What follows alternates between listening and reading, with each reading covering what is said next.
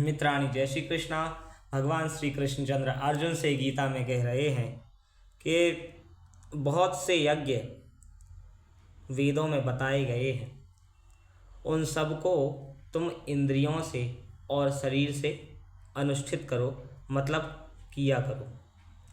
यदि तुम इनका अनुष्ठान करोगे, इन यज्ञों को करोगे, तो तुम्हारा अवश्य ही कर्म बंधन से मुक्ति हो जाएगी। यदि तुम ऐसा करते हो, अनुष्ठान करते हो, यज्ञ करते हो, तो तुम्हारी मुक्ति कर्म बंधन से अवश्य हो जाएगी।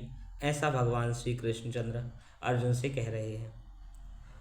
और कहते हैं भगवान कि हे परम तप अर्जुन, द्रव्यमय यज्ञ की अपेक्षा ज्ञानमय यज्ञ श्रेष्ठ है।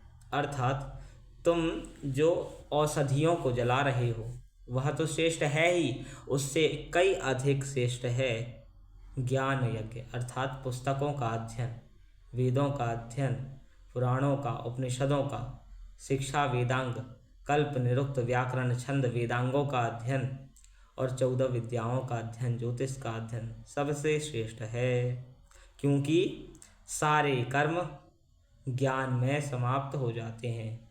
तुम कर्म बंधन से मुक्ति पाओगे जब तुम ज्ञान प्राप्त करोगे। इसलिए तुम्हें ज्ञान यज्ञ अवश्य करना चाहिए, पुस्तकों को अवश्य पढ़ना चाहिए और यज्ञ भी करना चाहिए, पर उससे भी श्रेष्ठ पुस्तकों को पढ़ना चाहिए, गीता को पढ़ना चाहिए।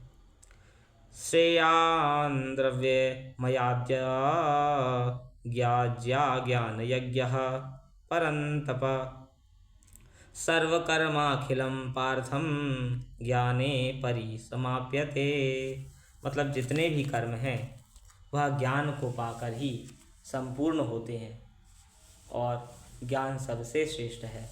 यह भगवान श्री कृष्णचंद्र अर्जुन से गीता में कह रहे हैं। मित्राणि नमो नमः। जय श्री कृष्ण। गीता के वाक्यों को, वचनों को सभी तक पहुँचाएँ ताकि सभी इसे पढ़ नहीं पा रहे तो कम से कम इसे सुन सकें। नमो नमः।